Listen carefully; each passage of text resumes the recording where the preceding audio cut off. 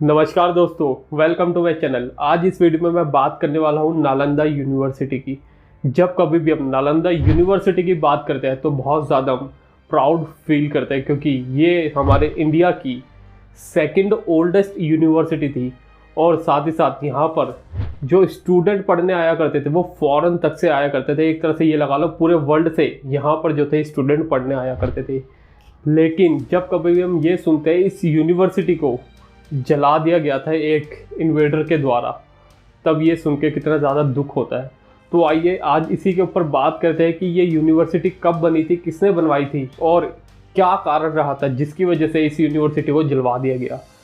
तो बढ़ते अपनी वीडियो में आगे। तो वीडियो में एकदम एंड तक बने रहना, बहुत ही ज़्यादा इंटरेस्टिंग होने वाली है।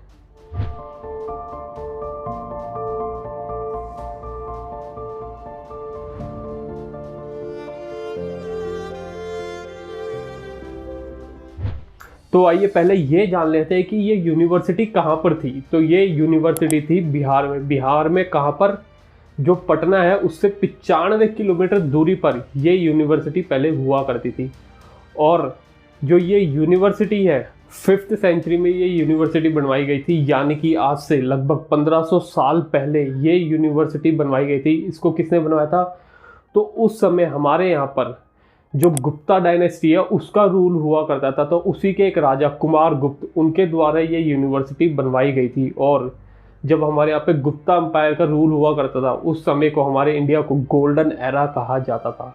तो सोच के देखो, उसी दौरान ये नॉलेज ऑफ सेंटर ये बनवाया गया था वहाँ पर कुमार गुप्त के द्वारा। तो अब आते हैं यूनिवर्सिटी पे कि हमें कैसे पता चला कि ये यूनिवर्सिटी वहाँ पर है। तो माना जाता है जब ये यूनिवर्सिटी बनी हुई थी तो उसी दौरान एक चाइनीज़ ट्रैवलर आए थे जिनका नाम था हुएंग तांग। उन्होंने जब ये यहाँ पर आए थे उन्होंने 1.5 साल तक यहाँ पर उन्होंने इस यूनिवर्सिटी में रहे, यहाँ पे पढ़ाया भी और पढ़े भी खुद भी। तो उन्होंने अपनी एक बुक लिखी थी, उसके अंदर इसका अच्छी तरह से बहुत ही डिटेल में बताया था कि ये यूनिवर्सिटी कैसी थी और कहाँ पर थी। तो उन्हीं के जो ये लिखे हुए सोर्सेस है उन्हीं से हमें पता चला था कि ये यूनिवर्सिटी यहाँ पर है। तो जब हमारे यहाँ पे ब्रिटिश रूल किया करते थे उस समय ये यूनिवर्सिटी ये खुदवाई गई थी, तब हमें पता लगा था वहाँ पर ये यूनिवर्सिटी है। तो अब हमें जो सोर्सेस मिले हैं उसके अकॉर्डिंग हम चलेंगे कि ये यूनिवर्सिटी कैसे थी, जैसे कि उसके अंदर बताया गया था। तो देखो, जो ये यूनिवर्सिटी थी ना, जो यहाँ पर स्टूडेंट पढ़ने आया करते थे वो आते थे Japan, Persia, Iran, Indonesia, China, Tibet, Mongolia etcetera etcetera और भी जो भी जगह थी वहाँ से जो स्टूडेंट थे वो यहाँ पर आया करते थे पढ़ने। अब देखो इसके अंदर एडमिशन लेने का प्रोसेस क्या था वो भी बहुत ही ज़्यादा इंटरेस्टिंग है, क्योंकि देखो जो उस समय है जो वहाँ पर गेट पे बैठा करते थे, एक तरह से हम गार्ड बोला करते हैं, उस समय जो द्वारपाल जो भी बैठा करते थे, जो भी गेट कीपर एक तरह से गेट पे जो बैठा करते थे, उनको भी इतनी ज़्यादा नॉलेज हुआ करती थी उस समय के टाइम पर। तो जब भी वो यहाँ पे बच्चा एडमिशन लेने आता था तो उसको एक तरह से गेट पर ही टेस्ट ले लिया जाता था। टेस्ट कैसा कि वहाँ पर देखा जाता था जो भी बच्चा आए उसको संस्कृत और साथ ही साथ जो बुद्धिस्ट है उनकी वहाँ की नॉलेज होनी चाहिए, उनकी जो ज्ञान है ना वो होना चाहिए। तो वहाँ पर जो गेट कीपर जो गार्ड हुआ करता था तो वो क्या करते थे, वो सीधा डायरेक्ट क्वेश्चन पूछते थे बच्चों से। और क्वेश्चन ऐसे होते थे ना, आधे से ज़्यादा बच्चे वहीं से घर वापस हो जाते थे, जवाब ही नहीं दे पाते थे। तो इतना टफ जो इसका एंट्रेंस है, एक तरह से जो वहाँ पर गेट है वहीं पर ले लिया जाता था। उसके बाद तो एंट्रेंस तो अलग था अंदर, और जो मेन है वो वहाँ पर गेट पे ही लेकर आधे से ज़्यादा बच्चे वहीं से रिजेक्ट हो जाते थे। और जिन बच्चों का भी यहाँ पर एडमिशन हुआ करता था उनको अंदर जितनी भी चीज़ें जो भी फैसिलिटीज़ है, उनका खाना पीना रहना पढ़ाई सब कुछ वहाँ पे एकदम फ्री था। अब देखो एक क्वेश्चन ज़रूर आएगा कि वहाँ पे सब कुछ फ्री था तो ये जो कॉलेज है, जो वहाँ पर यूनिवर्सिटी है, वो कैसे रन किया करती थी? तो देखो उसके लिए क्या हुआ करता था, जो उस टाइम जो राजा हुआ करते थे वो इसको फंड किया करते थे। जो भी इसको फंड की ज़रूरत होती थी वो सारा जो राजा है वो दिया करते थे। और जो यहाँ पर मैनेजमेंट है, जो यहाँ पर टीचर प्रोफेसर जो भी थे वो भी एकदम इतने टॉप लेवल के हुआ करते थे। और ऐसे समझ सकते हैं जो उस टाइम जो स्टूडेंट है यहाँ पर, इस टाइम यूनिवर्सिटी में स्टूडेंट जो थे वो 10,000 एक टाइम में पढ़ा करते थे। और उनको जो टीचर पढ़ाने वाले थे वो उनके ऊपर 2,000 टीचर वो इनको पढ़ाया करते थे। तो एक तरह से सोच के देख लो 1:5 का रेशियो हो गया कि एक टीचर पे 5 बच्चे। तो इतनी ज़्यादा टॉप लेवल की मैनेजमेंट इतनी बढ़िया हुआ करती थी। तो अब आता है यहाँ पर सब्जेक्ट कौन से पढ़ाए जाते थे। तो देखो जो सब्जेक्ट है ना, यहाँ पर कोई ऐसा सब्जेक्ट नहीं था जो नहीं पढ़ाया जाता था। यहाँ पर psychology, astrology, astronomy, science, history, law, architecture, literature, मतलब ऐसा कुछ भी नहीं था जो यहाँ पे छोड़ दिया था। यहाँ पे एक तरह से सभी तरह के जो सब्जेक्ट थे यहाँ पर वो यहाँ पे पढ़ाए जाते थे। और साथ ही साथ जो बुद्धिस्ट है उनके बारे में भी यहाँ पर पढ़ाया जाता था, जैसे कि महायान और हीनयान क्या होता है।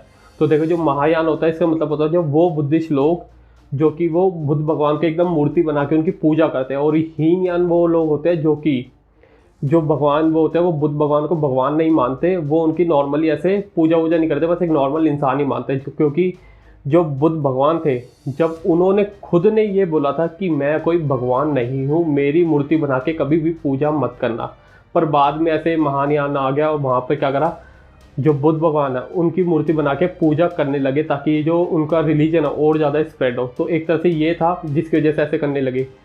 लेकिन जिसको भी बुद्ध भगवान की स्टोरी पढ़नी हो कि वो कैसे एक आम इंसान से बुद्ध बने, तो उसके लिए मैंने एक वीडियो बनवा रखी है भगवान बुद्ध के ऊपर, एक आम इंसान से लेके भगवान बुद्ध तक बनने तक का सफ़र क्या रहा था, इसके ऊपर मैंने वीडियो बना रखी है। वो वाली वीडियो एकदम मस्ट वॉच है, मतलब ज़रूर देखना यार।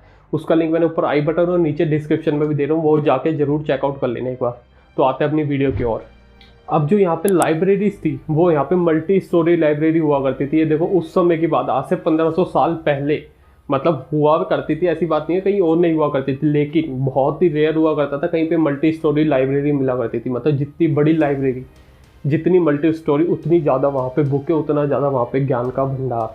मतलब ये समझ सकते हैं कि वहाँ पर जो थी लाखों की संख्या में माना जाता है, वहाँ पे बताई जाते हैं 90 लाख से ऊपर जो वहाँ लाइब्रेरी में बुक्स है वो हुआ करती थी, जिसमें आर्ट, लिटरेचर, स्क्रिप्ट, मतलब इतनी सारी बुकें जो थी वो सब वहाँ पर थी। अब एक क्वेश्चन आएगा कि यार इतनी संपन्न, इतनी बढ़िया होने के बाद, एकदम बढ़िया से सब चल रहा था, तो इसको जलाया क्यों गया और किसने जला दिया? तो देखो जब हमारे यहाँ पे जब इस्लामिक इन्वेडर आया था जो गौरी था, जब उसने हमारे यहाँ पे इस्टेब्लिश कर लिया था अपना इस्लाम 1192 में, तो उस समय क्या हुआ था, उसी का एक कमांडर जो एक उसी का एक स्लेव था जिसका नाम था बख्तियार खिलजी।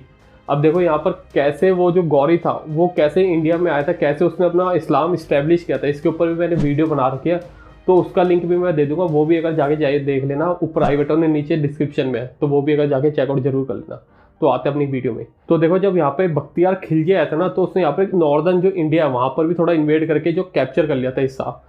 तो एक बार क्या होता है, उसकी तबीयत खराब हो जाती है। जब उसकी तबीयत खराब होती है ना, तो क्या करता है, जितने भी अपने हकीम वगैरह हो जो भी हो उन सबको वहाँ पे दिखा लेता है, लेकिन जो उसकी तबीयत है वो सही नहीं होती है। फिर उसको कोई सजेस्ट करता है कि यहाँ पर कि नालंदा जो यूनिवर्सिटी है वहाँ पर उसके आयुर्वेदिक डिपार्टमेंट में चले जाओ, वहाँ पर इलाज कराओ इसका। तो देखो पहले तो वो मना कर देता कि नहीं, लेकिन जब देखता उसकी तबीयत सही नहीं हो रही तो वो मान जाता और चला जाता वहाँ पर। तो जैसे ही वो आयुर्वेदिक वहाँ पे जाता है डिपार्टमेंट में यूनिवर्सिटी के, तो वहाँ के जो सबसे बड़े आचार्य होते हैं वो उनसे मिलता है और उन्हें बताता कि ये दिक्कत है।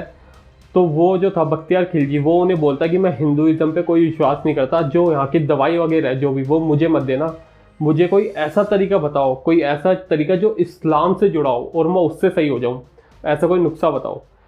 तो हुआ क्या, तो उन्होंने सुना, उन्होंने बोला चलो ठीक है। तो वो क्या करते हैं, एक कुरान लेके आते हैं, उसको बोलते हैं ये लो कुरान, इसको ना डेली इसका एक एक पन्ना रोज़ पढ़ो, एक एक करके सारे पन्ने। तो वो जाता है, वो कुरान लेके चला जाता है और क्या करता है, जो उसके पन्ने हैं रोज़ डेली उसको पढ़ना ही स्टार्ट कर देता है। तो जब वो पढ़ता है तो क्या करता है, रोज़ क्या करता है, उसके थूक लगा के ऐसे पन्ने पलटता है। तो जैसे उसके थूक लगाए पन्ने पलटता है ना, वो धीरे धीरे करके ऐसे सही हो जाता है। अब जैसे ही वो सही होता है ना, तो वो देखता है कि यार मैं सही कैसे हो गया। तो वो जो उसके नीचे सिपाही है उन्हें बोलता है कि पता लगाओ ऐसी क्या बात थी जिसकी वजह से मैं सही हो गया। तो जैसे ही उसने पता लगाया कि उसे पता चलता है, जो वहाँ पे आचार्य थे उन्होंने क्या तरकीब लगाई, उन्हें जो कुरान थी, कुरान के ऊपर जो उनका लेप हुआ करती थी औषधि का, वो लगा दिया। और ये क्या करता, जो कुरान थी उसे थूक लगा लगा के ऐसे पढ़ रहा था एक एक पेज पलट के, तो वो औषधि इसके धीरे धीरे मुंह में चाहती गई और जिसकी वजह से ये सही हो गया। अब जैसे ही ये इसे पता चला, ये तो एकदम गुस्से में हो गया और साथ ही साथ एक तरीके से ये बोल सकते हैं जेलस भी हो गया उस चीज़ से कि कैसे इनके पास इतनी सारी ऐसी मेडिसिन, इनके पास ऐसे तरीके जिससे इन्होंने मेरे को ऐसे सही कर दिया। तो फिर ये वहाँ से डिसाइड क्या करता है, ये जाता है और जो वो यूनिवर्सिटी है उसको तुड़वा देता है, उसे तुड़वा के जितनी भी बुक्स है वहाँ पर उसको जलवा देता है। और जो बुक्स है वहाँ पर वो लगातार, जो लाइब्रेरी है 3 महीने तक कंटिन्यूसली वो जलती रहती है। और जो जितने भी वहाँ पे बुद्धिस्ट वो जो भिक्षु थे और जो आचार्य थे उनको धीरे धीरे क्या करता है, मरवाने स्टार्ट कर देते हैं एक करके। तो ऐसे करके जो वो यूनिवर्सिटी है वो पूरी डिस्ट्रॉय हो जाती है। यूनिवर्सिटी तो पूरी 6 महीने तक जलती है और जो लाइब्रेरी है वो 3 महीने तक वहाँ पे किताबें जो जलती रहती है।